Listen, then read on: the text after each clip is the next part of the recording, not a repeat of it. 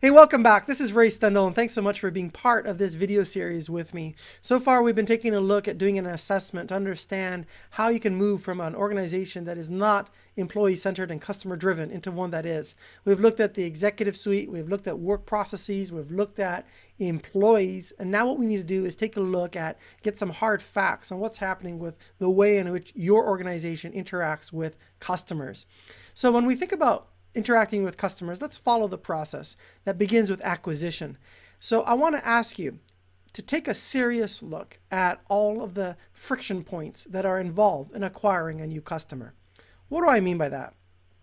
When a prospect makes any effort to connect with your brand in person, through the telephone, via email, through social media, to physically go to your office, when a customer or prospect makes this effort, anything that detracts from a positive outcome is going to be a detractor, is going to be something that is going to cause pain for your customer. In some cases, the pain is small. In some cases, the pain is big. But the thing is that the back of the mind of the prospect of the customer keeps track of all of these moments of pain. And it's like a bank account. And it's offset by moments that are fantastic, that are really great, that you have architected to do a really great job at going above and beyond and excelling beyond their expectations. And it's kind of in the middle when it's indifferent.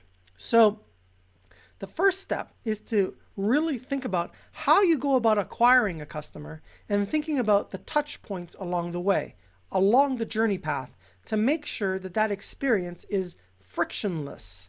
That's a key word, frictionless. So that's a key thing for you to remember. So now the next thing I want to talk about is the idea that friction points can be both direct or indirect. Here's an example.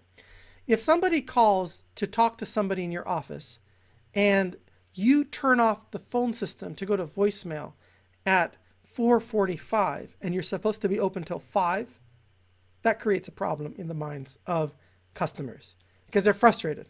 They called you, they had a specific reason to call you, and they know that you turned the phones off early. That's an example.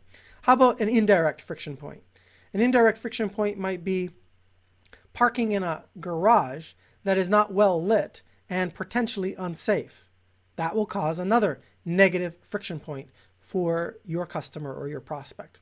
So now let's take a look at another aspect of acquisition, and that is, what is the percent of new customers that you're getting that come from referrals, and are you really building real customer advocates that share your message, share your brand promise with the marketplace?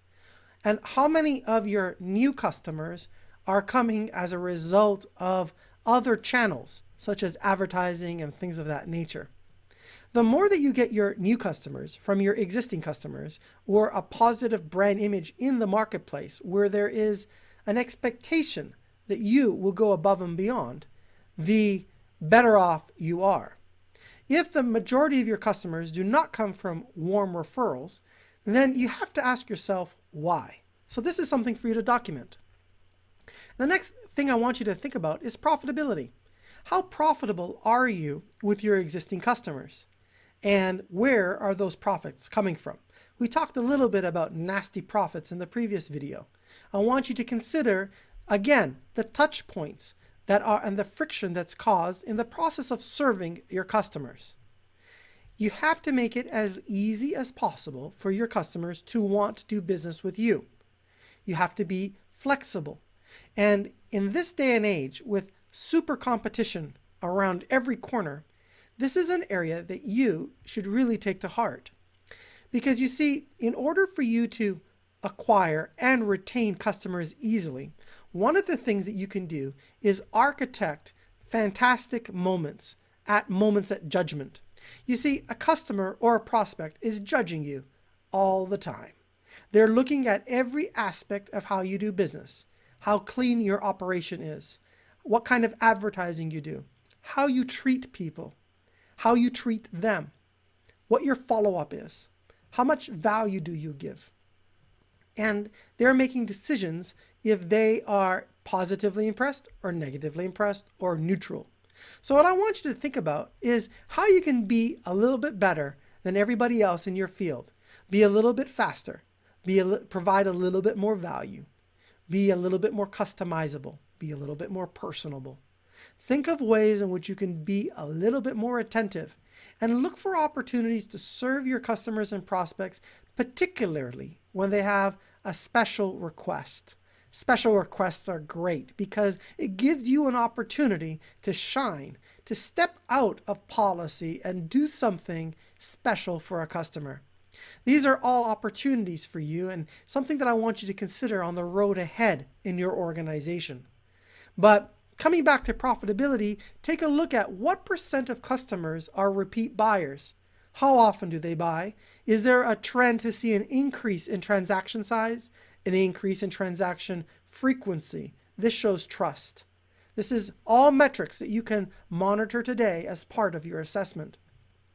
Take a look at what the average length of time that a customer is with you and quantify the lifetime value of the client so far. Again, is this trend increasing or decreasing? All key metrics that you can objectively determine if you are doing well or have an area to improve in. Also, what's the extent that your customers are purchasing solutions across your portfolio? If they are, it means that they trusted you in one aspect of your business and are now moving on to growing with you in another aspect of your business. All of this is very important. So we've talked about acquisition, we've talked about profitability. Now let's talk a little bit about retention.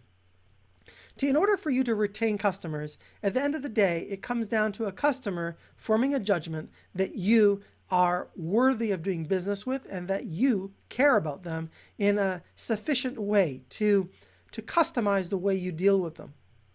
And judgments are being made at every step of the way. And ultimately, what you're looking for is to acquire enough quote unquote points in the mind of the customer that you are an amazing brand and worth sharing with their friends, their family, and their colleagues. Why?